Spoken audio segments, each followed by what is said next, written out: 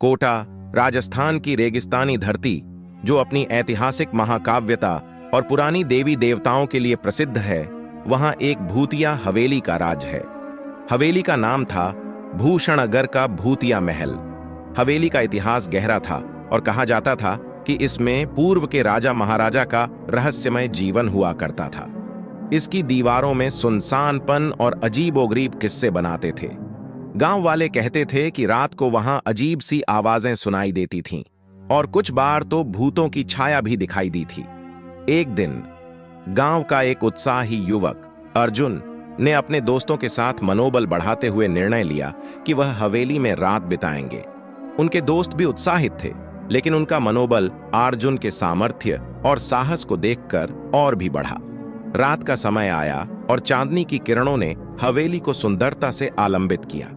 जब वे हवेली के दरवाजे की ओर बढ़े तो उन्हें एक अजीब सी ठंडक महसूस हुई।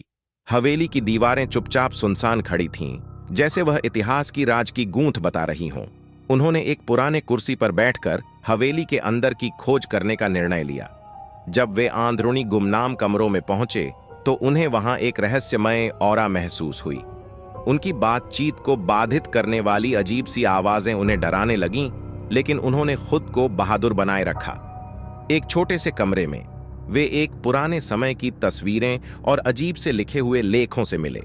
उन्होंने धीरे धीरे पढ़ना शुरू किया और जाना कि यहाँ कभी एक राजा रहता था जिसका प्रेमिका थी, जो उसकी प्रेम की वजह से बेहद उदास थी।